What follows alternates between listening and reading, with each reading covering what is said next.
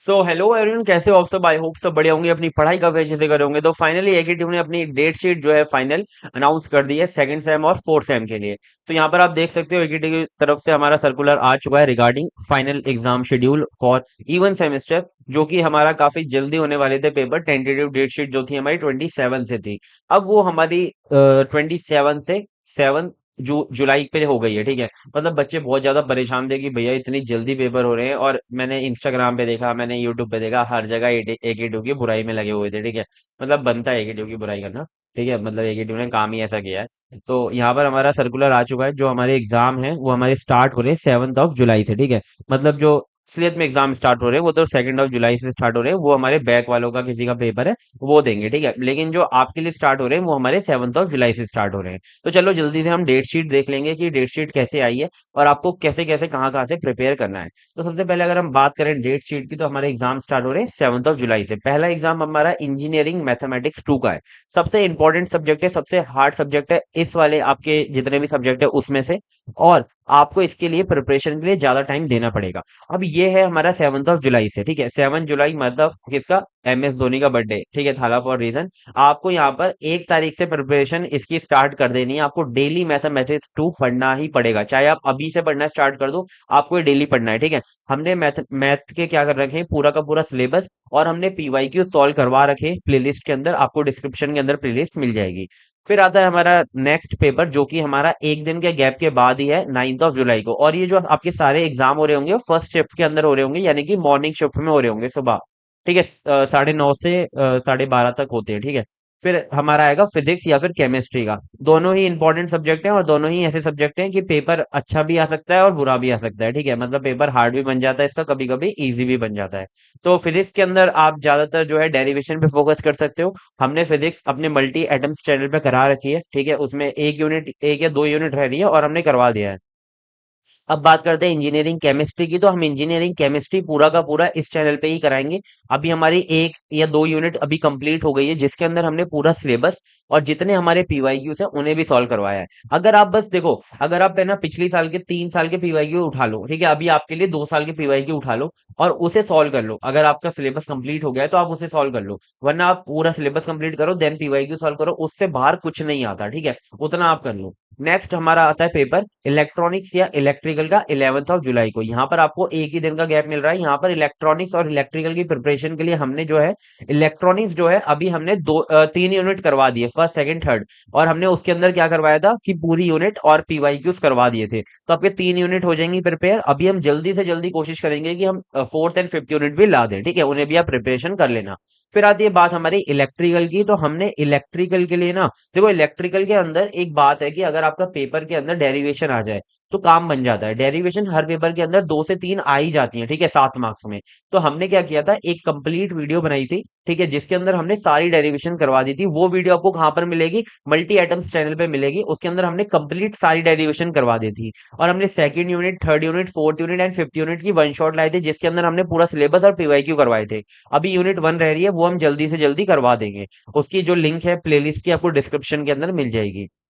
और मैं आपको एक बार दिखा देता हूँ कि मल्टी आइटम्स ये वाला जो चैनल है वो तो हमारा वो है, क्या बोलते हैं, मल्टी आइटम प्लस। यहाँ पर हमारा मल्टी आइटम्स चैनल है। अ, यहाँ पर मल्टी आइटम्स पे हमने ये करवाया हुआ है। प्लेलिस्ट के अंदर जाएंगे, प्लेलिस्ट सेक्शन में हमने electrical, electrical where are you electrical, कहाँ है भाई? ये रही, हाँ इलेक्ट्रिकल। ठीक है, हमने ये इलेक्ट्रिकल करवाया हुआ है। तो अब अगर आप इसके अंदर देखोगे तो हमने ये जो पहली वीडियो के अंदर तो हमने क्या करवा रखा है, सारी की सारी डेरिवेशन करवाई हुई है इसके अंदर। ठीक है, और फिर आप देखोगे तो हमने यहाँ per unit 1 and unit 3 and unit, हाँ यूनिट 2 एंड यूनिट 3 के हमने 2 मार्क्स के क्वेश्चन करवाए हुए हैं। फिर हमने यूनिट 5 कंप्लीट कराई हुई है। फिर हमने यूनिट 2 कंप्लीट कराई है, यूनिट 3 भी कंप्लीट कराई है और यूनिट 4 भी हमने बहुत अच्छे से कंप्लीट कराई हुई है। ठीक है, तो आप इतना कंटेंट भी कर लोगे ना तो आपका बहुत अच्छे मार्क्स बन जाएंगे। ठीक है, और ऐसे ही आपको फिजिक्स की भी यहाँ पे प्लेलिस्ट मिल रही होगी। फिजिक्स की शायद प्लेलिस्ट हमारी कंप्लीट नहीं है, उसके अंदर कम कंटेंट है, तो आप उसे भी देख सकते हो। ठीक है,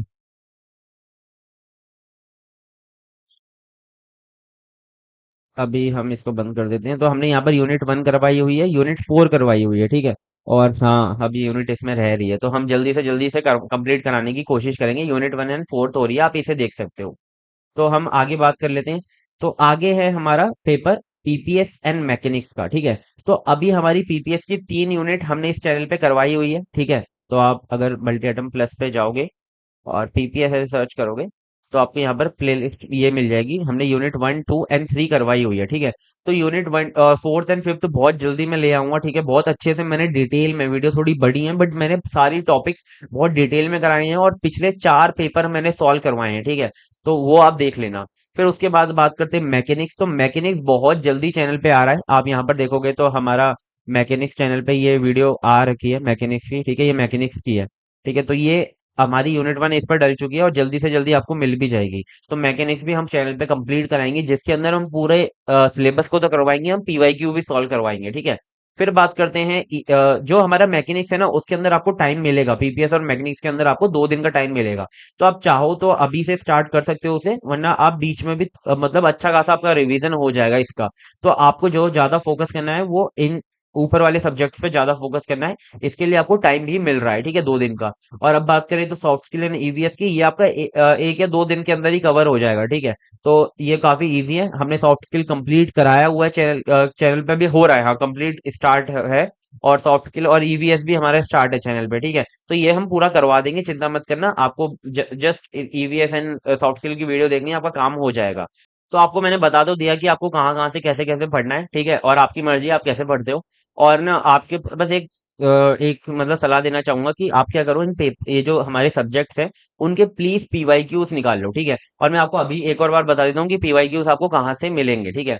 आप जस्ट जाओगे अपने गूगल पे, ठीक है। यहाँ पे मैं ब्रेव यूज कर रहा हूँ, एबीएस ये लाइब्रेरी क्वेश्चन पेपर ऐसे लिखोगे ना, तो आपको पहली ही जो साइट मिलेगी वो आपको मिल जाएगी। यहाँ पर आपको सारे पेपर मिल जाएंगे, ठीक है।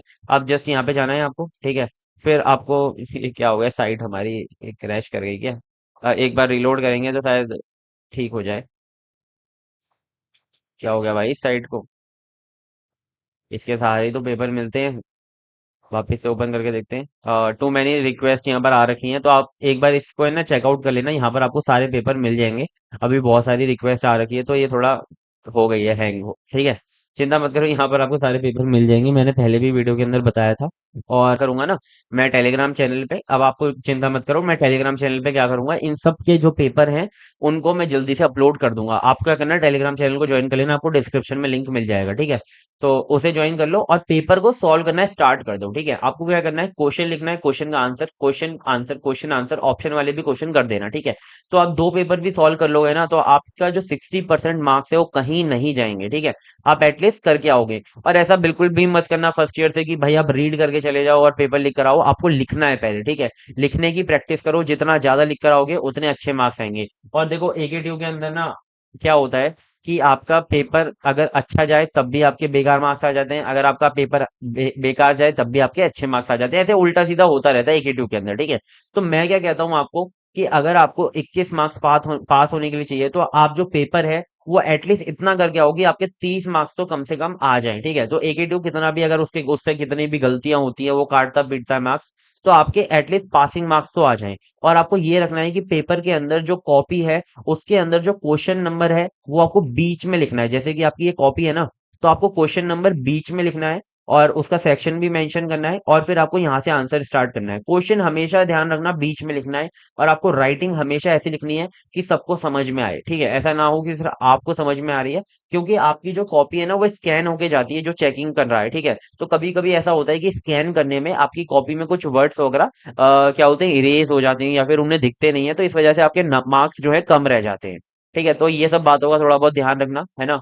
तो मिलते हैं नेक्स्ट वीडियो में, तब तक के लिए bye bye and all the best for exams. अच्छे से प्रिपेरेशन करो और अच्छे से मार्क्स लाओ। Bye bye.